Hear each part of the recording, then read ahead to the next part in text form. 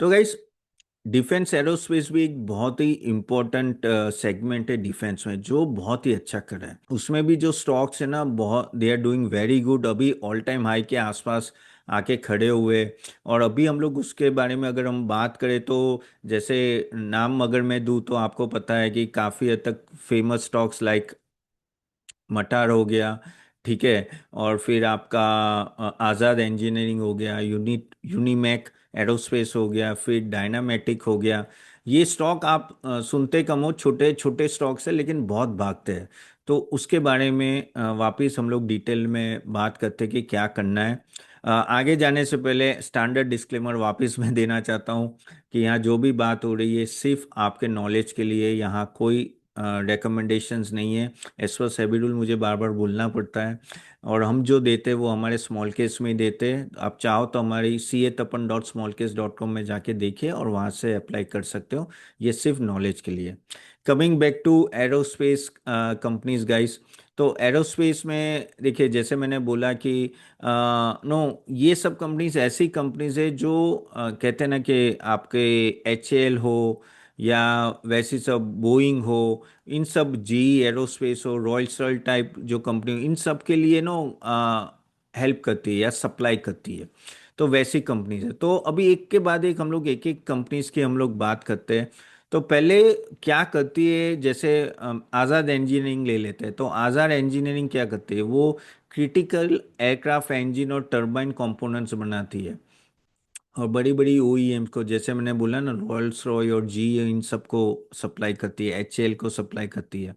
मटार जो बहुत ही भाग गया, 1400 रुपये था 2025 में, और अभी देखो तो ना 8,000 रुपये के आसपास है। क्या भागा, यानी one of the best performing stock, हाथ में ही नहीं आया किसी के। तो ये जो है वो क्या करता है कि प्रिसीजन असेंबलीज करता है क्लीन एनर्जी, स्पेस, न्यूक्लियर और मिसाइल्स के लिए। और नो, यूनिमैक एरोस्पेस वो भी एक अच्छा खासा भाग है। वो arrow tooling, ground support, okay, precision aerospace assemblies में वो हेल्प करता है। तो नीश एरोस्पेस मैन्युफैक्चरिंग का वो सपोर्ट करते हैं। डायनामाइट टेक्नोलॉजीज जो है वो क्या करते हैं, वो एयरक्राफ्ट के स्ट्रक्चर्स बनाते हैं और एरो स्ट्रक्चर्स और हाइड्रोलिक्स वो बनाते हैं। तो वो भी एक नीश एरिया है, ठीक है। और ये सब स्पेशलाइज एरिया है। डायरेक्टली आप कहते हैं ना कि ऐसे कंपनीज आपको मिलेगी नहीं, और अगर होती भी है तो बहुत ही कम होती है। अभी थोड़े कौन है इनके कस्टमर, ओके गाइज, आपके कोई क्वेश्चन है तो कमेंट बॉक्स में जरूर डालेगा। I try to answer that at the end, ठीक है।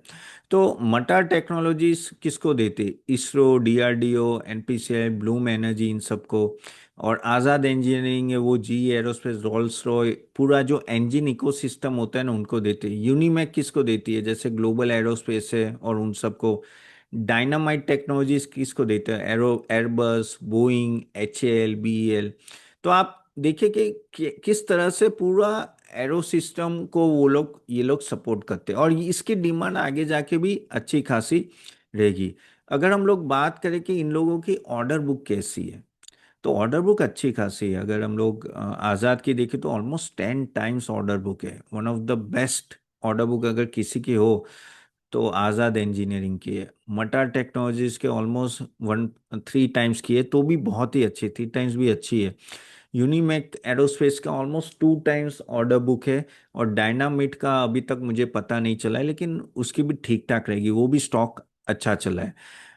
हम एक काम करते हैं कि अभी देख लेते हैं कि भाई ये सब स्टॉक कैसे चले और यहाँ से क्या लग रहा है, ठीक है। तो मैं थोड़ा स्क्रीनर में ओपन कर लेता हूँ, ठीक है। जैसे मैंने बोला था गाइस, आप चाहो तो हमारे ये CA-tapan.smallcase.com में जाके आप ये स्मॉल केस देख सकते हो, ठीक है। तो टॉकिंग अबाउट इन ये सब कंपनीज के बारे में, तो जैसे इसमें ऑफ कोर्स मटार का 25,000 करोड़ का सबसे बड़ी कंपनी है। लेकिन ये देखो, जैसे मैं बोला 1390 का बॉटम है, 8,400 21 साल में, यानी आप देखो कितना स्टॉक भाग चुका है, ठीक है। ये भी ऑलमोस्ट 70-80% भाग चुका है। यूनिमैक भी अगर डबल हो चुका है, और ये भी डायनामाइट भी डबल हो चुका है, यानी सभी स्टॉक अच्छे भागे हुए हैं, ठीक है।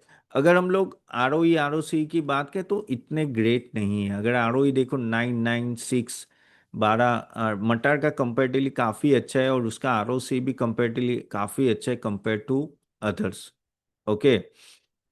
अगर हम लोग सेल्स ग्रोथ की बात करें कि सेल्स ग्रोथ क्या है यहाँ से, कैसा रहा है, तो सेल्स ग्रोथ अगर आप देखो तो मटार का अच्छा रहा है 29%, और आज़ाद का भी 37। ऑफकोर्स मटार और आज़ाद काफ़ी अच्छा परफॉर्मेंस देते हैं काफ़ी टाइम से, और इसलिए अगर आप देखें तो अपने ऑल टाइम हाई के आसपास ही, ऐसे तो सभी ऑल टाइम हाई के आसपास है। यूनिमेक भी सिर्फ 14, और डायनामेटिक, सॉरी डायनामाइट क्यों बोल रहा हूँ, डायनामेटिक ऑलमोस्ट 16% ही डाउन है टॉप से।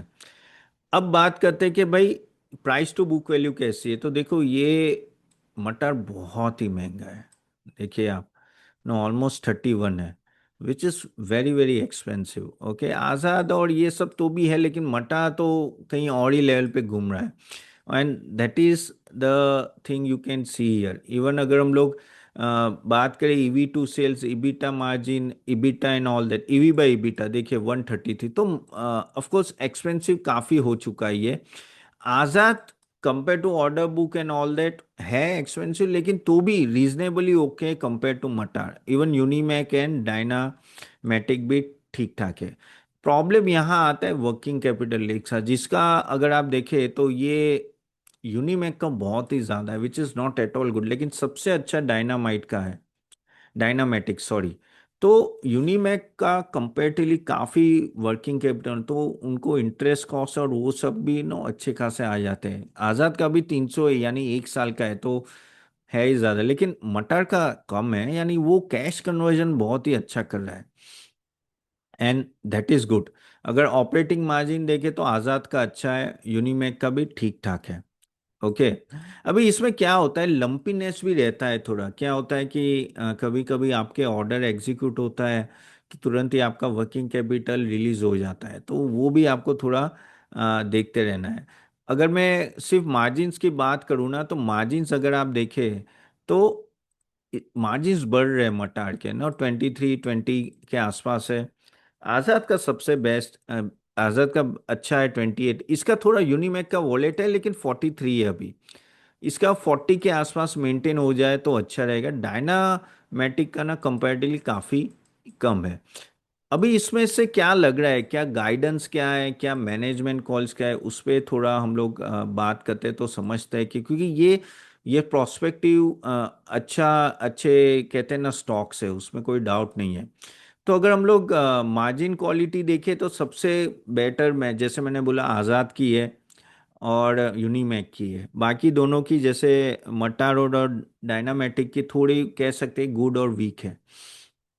आगे जाके ट्रेंड कैसा रहेगा प्रॉफिटेबिलिटी में, वो सबसे इम्पोर्टेंट है। तो मेरे हिसाब से आई थिंक आज़ाद इंजीनियरिंग का ट्रेंड सबसे अच्छा रह सकता है, सेकंड मटार में आएगा। लेकिन लार्ज ऑर्डर्स होते हैं तो कोई बात नहीं। और यूनिमैक का क्या है कि वो स्केल बहुत ही छोटा है, बहुत ही स्मॉल स्केल है, तो वो एक आपको थोड़ा ध्यान में रखना है। और डायनामेटिक का क्या है कि उसका है ना क्वार्टरली प्रॉफिटेबिलिटी बहुत ऊपर नीचे होता है, तो वहाँ क्या होता है कि वॉलेटिलिटी बहुत है। देखो ये सब चीज़ें नो, हम भी जब एनालिसिस करते हैं हम खुद देखते हैं कि भाई, क्योंकि हमें भी चॉइसेस बहुत सारी होती है, अब उसमें से कौन सा लेना क्या नहीं लेना, तो वो देखना है। और जैसे मैंने बोला गाइस, ये सब स्टॉक डिस्कस हमारे में भी काफ़ी हो सकते हैं stocks, but yes we have to check all this. और सेम चीज़ मैं आपको बता रहा हूँ, अभी यहाँ से मैनेजमेंट क्या बोल रहा है कि किस तरह से बढ़ सकते हैं। तो आई थिंक आज़ाद इंजीनियरिंग में management is very much bullish. वो बोले कि भाई 25 प्लस से सीएजीआर ग्रोथ होगा, इबिटा मार्जिन 33-35 रहेगा, which is best, which is very good. 33-35 अगर इबिटा मार्जिन रहे। मटार तो भाई बोल रहा है कि वो तो गाइडेंस अपना 80% के अबाव बोल रहा है कि प्लस नो अच्छा खासा रह सकता है यहाँ से। और ओवरऑल यूनिमैक की बात करें तो उनका भी वो बोले कि ऑर्डर बुक आगे जाके रहेंगे। यूनिमैक को काफ़ी हद तक अपने नो ऑर्डर बुक पे वो करना पड़ेगा, और नो बिजनेस आउटलुक भी चेंज करना पड़ेगा, क्योंकि इनका क्या है कि हाई मार्जिन है, लेकिन execution is much more the key here. Dynamatic का क्या है कि aerospace of course growth engine उनका बड़ा है, लेकिन एक्सपांशन कैसे हो रहा है वो मॉनिटर करना बहुत ही ज़रूरी है। अभी आप बोलोगे तो अपन वैल्यूएशन कंफर्ट कहाँ है सबसे, अगर आप बोलो कि वैल्यू, तो वैल्यूएशन कंफर्ट मुझे आई थिंक आज़ाद में तो भी ऐसा नहीं बोल सकते कि सस्ता है, एक्सपेंसिव तो है, लेकिन उसका ऑर्डर बुक 10-10 टाइम्स है, तो वहाँ एक कंफर्ट आता है। मटर का तो बहुत ही हाई है, बहुत, यानी 200 के ऊपर का पी है। और पता नहीं, आज भी बढ़ा था यार, आज भी 8% बढ़ा था वो। यूनिमैक भी देखे तो आप, नो, अच्छा खासा एक्सपेंसिव है, लेकिन उसमें कंपेयर टू मटा ठीक है। और डायनामेटिक तो काफ़ी एक्सपेंसिव है, उसका भी मार्जिन्स भी थोड़े प्रॉब्लम है, तो वैल्यूएशन कंफर्टेबल नहीं है। ओके, तो इन सब के अगर आप देखें ना, तो मुझे ऐसा लग रहा है कि वैल्यूएशन सब में कंफर्ट नहीं, लेकिन सबसे ठीक ठाक अगर आप मुझे अगर बोल भी दो ना, तो आजाद इंजीनियरिंग कंपैरेटिवली लग रहा है। अगेन प्लीज़ रिसर्च करना इन्वेस्ट करने से पहले। तो वीकनेसेस क्या है, देखो वीकनेसेस तो है काफ़ी, इन सब की है कि भाई ऑर्डर बुक अगर सही से नहीं आई तो प्रॉब्लम है। अब आज़ाद को ऑर्डर बुक की टेंशन नहीं है, तो उनको एग्जीक्यूशन की रिस्क है, क्या एग्जीक्यूशन वो सही सही कर रहे हैं कि नहीं कर रहे। मटर का क्या प्रॉब्लम है कि इतना स्टॉक बढ़ चुका है कि अगर वो थोड़ा भी धीरा हुआ क्वार्टरली प्रॉफिट में, तो ये अच्छा खासा गिरेगा। तो ये उसको हर टाइम अपने आप को प्रूव करना पड़ेगा, क्योंकि आप 1400 रुपये से 8000 रुपये एक ही साल के नीचे चले गए, यानी 7 गुना हो गए, 7 गुना एक साल में। तो सोचो क्या बात हो गई ना, यानी तो वही है। बाय द वे, आप में से कितने के पास ये स्टॉक है, इन सब जो स्टॉक है, तो type in the chat box. MTAR तो वही है कि बहुत ही भाग चुका है। यूनिमैक का क्या प्रॉब्लम है कि उसकी क्वार्टरली वॉलेटिलिटी बहुत है, और ऑर्डर बुक भी ऊपर नीचे काफ़ी रहता है उसका, and that is the major issue. तो ऑर्डर बुक उनको बढ़ाना पड़ेगा, बहुत ही स्मॉल स्केल में वो अभी काम कर रहे कंपेयर टू हम लोग आज़ाद और मटार की बात करें तो। डायनामेटिक का प्रॉब्लम ये है कि उसका मार्जिन काफ़ी लो है, वो पैट विजिबिलिटी इतनी खास दिख नहीं रही है, तो इसलिए उसका वैल्यूएशन कंपैरेटिवली हाई लग रहा है। ओके, अभी यहाँ से अपसाइड तो जैसे मैंने बोला, तो और रैंकिंग में बोला, तो आज़ाद मुझे कंपेरेटिवली नो अच्छा लग रहा है, लेकिन valuation is a problem, but yes comparatively order book की वजह से ठीक ठाक है। सेकंड नंबर अगर मैं दूंगा तो वो यूनिमैक को दूंगा। यूनिमैक ना रेक्स रिवॉर्ड अच्छा है, अगर वो अपने ऑर्डर बुक पे काम करे तो ठीक है। तो आई थिंक और चीज़ें बहुत ही सुधर सकती है, स्कोप बहुत ही बड़ा है। अगेन डायनामेटिक टेक्नोलॉजीज की बात करें, तो डायनामेटिक का क्या है कि एरोस्पेस में बिजनेस अच्छा है, बस वो मार्जिन पे काम करना पड़ेगा। वो जैसे जैसे मार्जिन बढ़ाएगा ना, ये स्टॉक और भाग सकता है यहाँ से, क्योंकि यहाँ भी डिमांड अच्छी खासी है। मटर स्टॉक अच्छा है, लेकिन सबसे एक्सपेंसिव है, तो उसको तो मैं भाई फोर्थ नंबर ही लूंगा, लेकिन एक्सेलेंट ग्रोथ स्टोरी है, तो उसमें कोई डाउट नहीं है। लेकिन जैसे बोला कि आप कौन से लेवल पे एंटर कर रहे हो, वो बहुत ही इम्पोर्टेंट हो जाता है इन सभी स्टॉक्स में। नहीं तो क्या होता है कि आप ऊपर के लेवल पे फंस जाते हो। तो आप क्या कर सकते हो कि जैसे मैंने आपको बोला है, तो you can accumulate on dips, not now. Okay, या तो आप एसआईपी में भी बाय कीजिए, तो वो भी बेटर रहेगा। और आपको जो मैंने ये पॉइंट्स बोले ना, वो आपको देखते रहना है क्वार्टर टू क्वार्टर। हम भी ये देखते रहते हैं इन सभी कंपनीज का। हम तो 200 से ज़्यादा कंपनी कवर करते हैं, तो ये सब मैं और मेरी टीम देखते रहते हैं।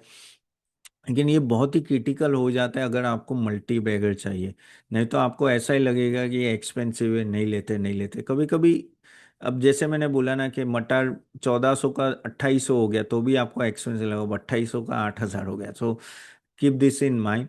सो ये बेसिकली ये स्पेस एरोस्पेस, डिफेंस में aerospace is a very good segment, you should look at it. और ये चारों स्टॉक अच्छे हैं, कहीं ना कहीं मैंने जो आपको पॉइंट आउट किया है, वो सब चीज़ें ध्यान रख के आप लॉन्ग टर्म रखोगे तो कोई दिक्कत नहीं आएगी।